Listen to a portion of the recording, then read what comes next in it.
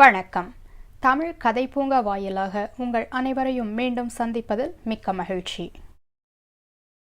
இன்று நாம் வாசிக்கப் போவது எழுத்தாளர் சாவி அவர்களின் தொடர்கதை வழிப்போக்கன்.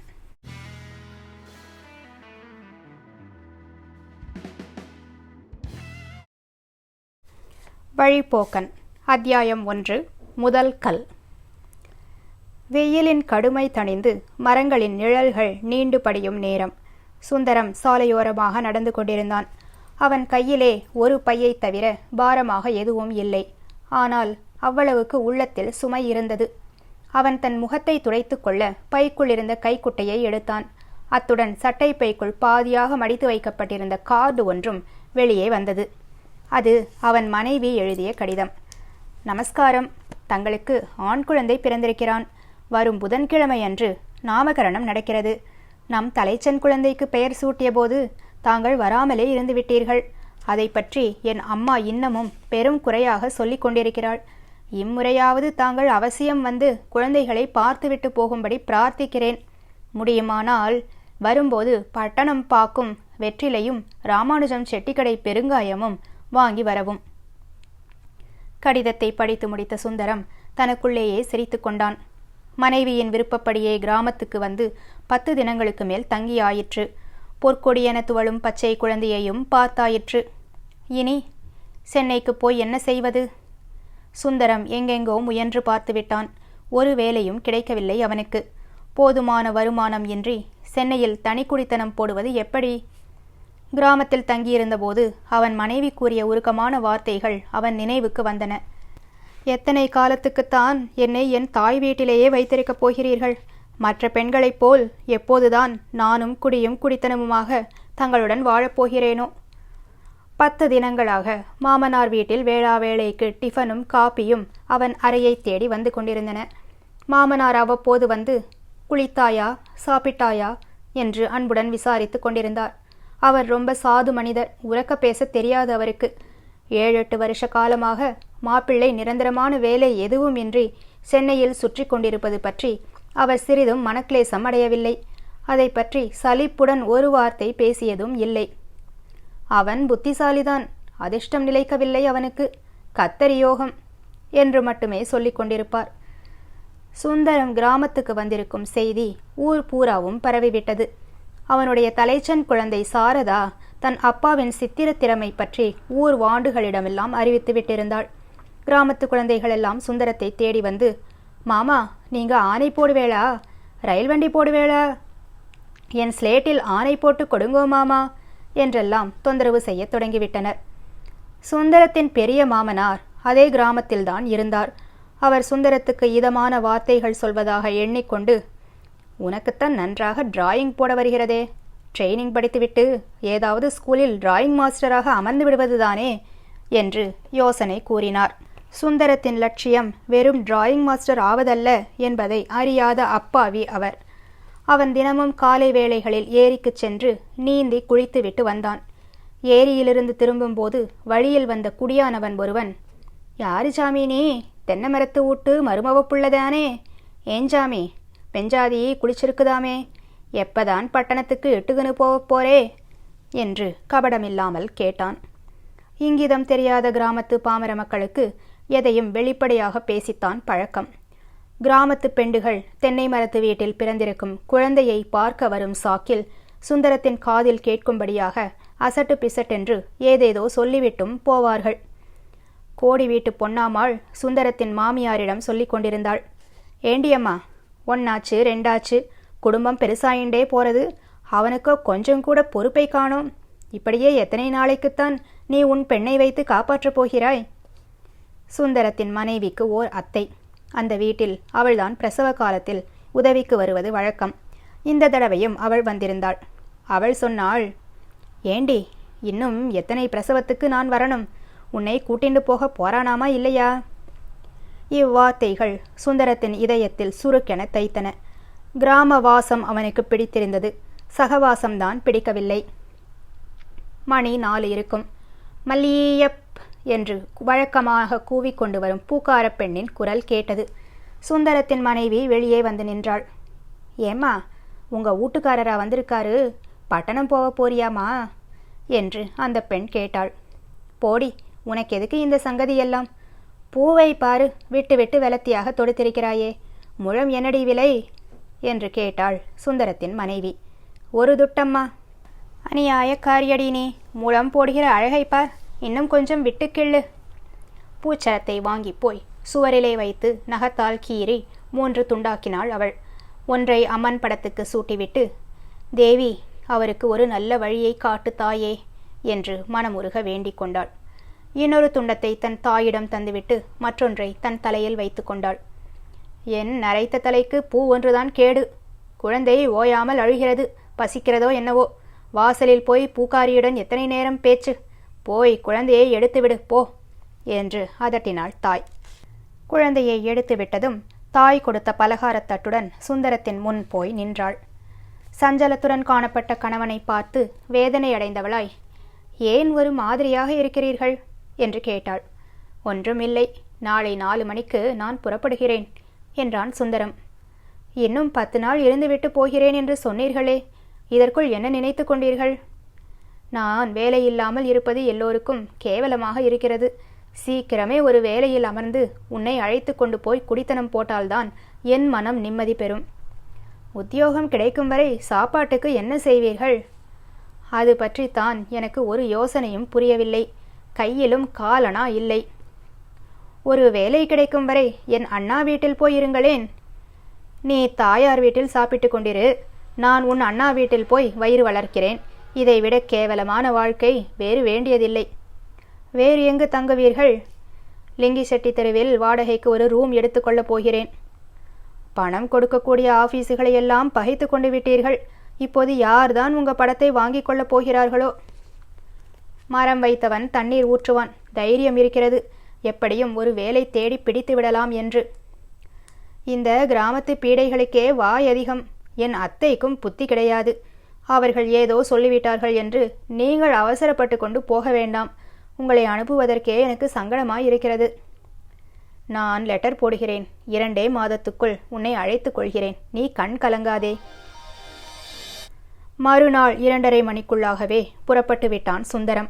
அவன் மாமனார் கூட எவ்வளவோ சொல்லி பார்த்தார். அவன் பிடிவாதமாக புறப்பட்டு விட்டான். கணவன் புறப்படும் சமயத்தில் ஒரு காகித பொட்டணத்தை கொண்டு வந்து கொடுத்து, இந்தாருங்கள், இதை வைத்துக் கொள்ளுங்கள் என்றாள் அவன் மனைவி. சுந்தரம் அதை பிரித்து பார்த்தான். அதில் 5 ரூபாய் நோட்டுகள் 2ம், ஒற்றை ரூபாய் நாணயங்கள் 5ம் இருந்தன. 15 ரூபாய். இது ஏது உனக்கு? பிறந்த குழந்தையை பார்க்க வந்தவர்கள் ஆசீர்வாதமாக கொடுத்துவிட்டு போனார்கள். குழந்தைக்கு ஒரு வெள்ளி அரைஞான் செய்து போடலாம் என்றிருந்தேன். இந்த சமயம் உங்களுக்கு உதவியாயிருக்குமே என்று தோன்றியது. ஓட்டலில் சாப்பாடு டிக்கெட் புத்தகம் ஒன்று வாங்கிக் கொள்ளுங்கள் என்றாள். சுந்தரத்தின் நெஞ்சம் நெகிழ்ந்துவிட்டது. புறப்படும் சமயத்தில் கண்ணீர் விடக்கூடாது என்று மனைவிக்கு ஆறுதல் கூறியவன் தன் துக்கத்தை அடக்கிக் கொள்ள முடியாமல் தவித்தான். குழந்தைக்கு தன் கையால் அரைஞான் வாங்கி போட வேண்டியது போக, அதற்கு ஆசீர்வாதமாக வந்த பணத்தை தான் எடுத்து போக வேண்டியிருக்கிறதே என்பதை நினைக்கும் போது அவனுக்கு சங்கடமாய் இருந்தது. மனைவி கொடுத்த அந்த பொட்டணத்தை அப்படியே மடித்து தன் கைப்பைக்குள் வைத்து கொண்டான். குழந்தையை கொண்டு வந்து அவன் முன் காட்டினாள் அவன் மனைவி. அந்த பச்சை மண்ணின் சிவந்த உதடுகளை விரலால் தொட்டு பார்த்தான் சுந்தரம். அப்பாவை சீக்கிரம் வந்து அழைத்து போகச் சொல்லுடா கண்ணு என்றாள் அந்த பேதை. மாமனாரிடமும் மாமியாரிடமும் சொல்லிக்கொண்டு சுந்தரம் சரேலென கிளம்பிவிட்டான். படித்து முடித்த கார்டை பழையபடியே சட்டை பைக்குள் வைத்து கொண்டான் சுந்தரம்.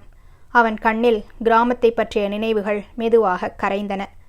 பொழுது சாய்ந்து மேற்றிசை வானமெங்கும் மஞ்சளும் சுண்ணாம்பும் சேர்த்து கரைத்த ஆரத்தி கொட்டியது போல் இந்திரஜாலம் நடந்து கொண்டிருந்தது.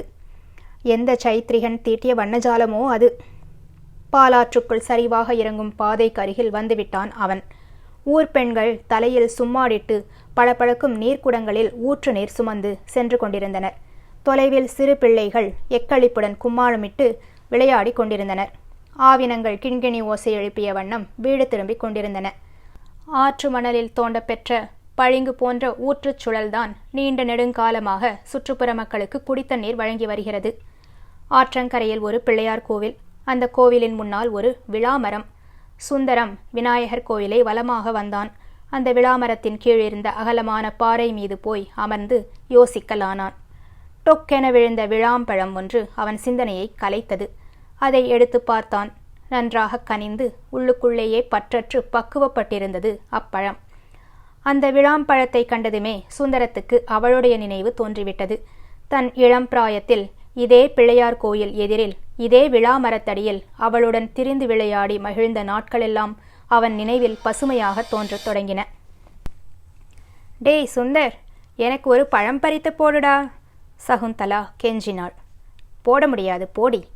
இது விளாமரத்தின் மீது உட்கார்ந்திருந்த சுந்தர். இரு இரு, என் தாத்தாவிடம் போய் சொல்கிறேன். சுந்தர் ஆற்றங்கரை விளாமரத்தில் ஏறி உட்கார்ந்திருக்கிறான் என்று. சுந்தரத்தின் வயிற்றில் பகீர் என்றது. பாடம் படிக்காமல் அவன் ஆற்றங்கரைக்கு வந்திருக்கும் விஷயம் சகுந்தலாவின் தாத்தாவுக்கு தெரிந்தால், ஐயோ வேண்டாமடி, உனக்கு வேண்டிய பழம் போடுகிறேன், இந்தா. கிளையை பலமாக ஒரு உலுக்கு உலுக்கினான். அந்த அசைவில் டொக் டொக் என்று 2 பழங்கள் கீழே விழுந்தன.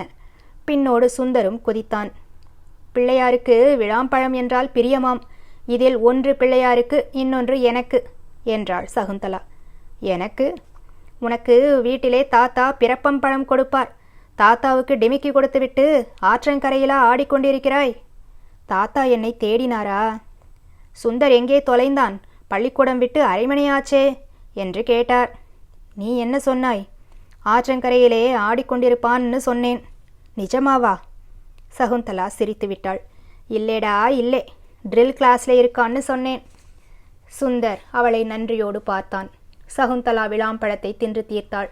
பிறகு, ஏண்டா உனக்கு பசிக்கலையா என்று கேட்டாள். பசிக்கிறது என்று பரிதாபமாக முகத்தை வைத்து கொண்டான் சுந்தர். இந்தா என்று சுந்தருக்கென கொண்டு வந்திருந்த டிஃபனை குடத்துக்குள்ளிருந்து எடுத்தாள் சகுந்தலா. பஜ்ஜி என்றான் ஆவல் ததும்ப. மூஞ்சி என்றாள் அவள். அதை அவன் சாப்பிட்டு முடித்ததும், டேய், நாம் 2 பேரும் கொஞ்ச நேரம் மணலில் குச்சி விளையாட்டு விளையாடுவோமா? ஓ, நான் ரெடி. சற்று நேரம் இருவரும் மணலில் குச்சி மறைத்து விளையாடினர். அப்புறம் கொஞ்ச நேரம் ஒருவரை ஒருவர் ஓடி பிடித்து விளையாடினர். அந்த ஓட்டத்தில் அவளுடைய காது ஜிமிக்கி எங்கோ விழுந்து விட்டது. ஐயோ சுந்தர், ஜிமிக்கி போய்விட்டதுடா, தாத்தாவுக்கு நான் என்ன பதில் சொல்வேன் என்று அழுது விட்டாள் சகுந்தலா. இதோ இருக்குடி என்று அதை தேடி பிடித்து விட்டான் அவன். ஜிமிக்கியை கண்டதுமே சகுந்தலா சிரித்து விட்டாள். அழுத பொண்ணு சிரிச்சுதாம், கழுத பால குடிச்சுதாம் என்று கேலி செய்தான் சுந்தர். போட குரங்கு என்று அழகு காட்டினாள் சகுந்தலா. இச்சமயம் எங்கிருந்தோ பாண்டு வாத்திய இசை காற்றிலே மிதந்து வந்தது. இருவரும் திரும்பி பார்த்தனர். டிராமா நோட்டீஸுகள் வழங்கிச் செல்லும் விளம்பர வண்டி ஒன்று சாலையின் பக்கமாக ஆடி ஆடி போய்க் கொண்டிருந்தது. வண்டிக்குள்ளிருந்த பாண்டு வாத்தியக்காரர்கள் கந்தா காருண்யனே என்ற பாட்டை ஜமாய்த்து கொண்டிருந்தார்கள். நோட்டீஸ் நோட்டீஸ் என்று கத்திக்கொண்டே ஒரே பாய்ச்சலில் ஓடிப்போய் பாண்டு வாத்தியக்காரனிடமிருந்து பச்சை நிற தாள் ஒன்றை வாங்கி வந்தான் சுந்தர். காணத் தவறாதீர்கள், வி.ஏ. செல்லப்பா அரிச்சந்திரனாகவும் எம்.எம். சீனிவாசலு 7 தமக்கு தோட்டியாகவும் தோன்றும் ஹரிச்சந்திரா ஸ்பெஷல் நாடகம் இன்றிரவு 10:30 மணிக்கு சூரியகுளம் தாமோதரன் கொட்டகையில் நடைபெறும். கட்டணம் சேர் வகுப்பு ரூபாய் 1, பெஞ்சு 8 தரை 4. அடாது மழை பெய்தாலும் விடாது நாடகம் நடத்தப்படும். ஆட்டக்கால சட்டத்தை அனுசரிப்பதே முறை. சுந்தர் அந்த நோட்டீஸை திரும்ப திரும்ப படித்து பார்த்தான். தரை 4 தானாம். 4 இருந்தால் பார்த்துவிட்டு வந்து விடுவேன். உள்ளத்தில் ஆசை பொங்க கூறினான் சுந்தர். ஏன், தாத்தாவை கேளேன், கொடுப்பார். கொடுப்பார், உதவி கொடுப்பார். நீ மனசு வச்சால் நான் போகலாம். எப்படி? உன் உண்டியலிலிருந்து 4 எடுத்து கொடு. கொடுத்தால் டிராமா பார்த்துவிட்டு வந்து உனக்கு கதை சொல்லுவேன். நாளைக்கு இதே இடத்தில் நடிச்சே காட்டுவேன். நீதான் சந்திரமதி, நான் ஹரிச்சந்திரன். ஐயோ, சத்ய ஹரிச்சந்திரன் தான் போ. ஆமாம், தாத்தாவுக்கு தெரியாமல் எப்படி போவே? தாத்தா 9 மணிக்கெல்லாம் காலட்சேபம் கேட்க போயிடுவார். அப்ப நான் கம்பி நீட்டிடுவேன். நீ திரும்பி வரச்சே பார்த்துட்டா நான் அவர் கண்ணிலே படாமல் டபாய்ச்சிடுவேன். எனக்கு 4 தருவியா? ஆகட்டும், 4 தந்தால் பதிலுக்கு என்ன செய்வே? இந்த குடத்து நீரை தெருக்கோடி வரை உனக்காக சுமந்து வருவேன். சரி, கிளம்பு. கையில் குடத்துடன் ஊற்று நீரை நோக்கி நடந்தாள் சகுந்தலா. பின்னோடு சுந்தரும் நடந்தான். பாதையின் மீது உட்கார்ந்திருந்த சுந்தரம் அந்த பழைய இன்ப நினைவுகளில் ஊன்றி தன்னையே மறந்தவனாய் சகுந்தலாவின் பின்னோடு செல்வதாக எண்ணிக்கொண்டு நடந்தான். அந்த இன்ப மயக்கத்தில் தன் கையோடு கொண்டு வந்த பையை பாறைக்கு பக்கத்திலேயே மறந்து வைத்துவிட்டு போய்க் கொண்டிருந்தான். வழிப்போக்கன் தொடரும். இந்த கதை உங்களுக்கு பிடிச்சிருக்கும்னு நினைக்கிறேன். பிடிச்சிருந்ததுன்னா லைக் பண்ணி கமெண்ட் பண்ணுங்கள், ஃப்ரெண்ட்ஸுக்கும் ஷேர் பண்ணுங்கள். சேனலுக்கு மறக்காமல் சப்ஸ்கிரைப் பண்ணிக்கோங்க. நன்றி.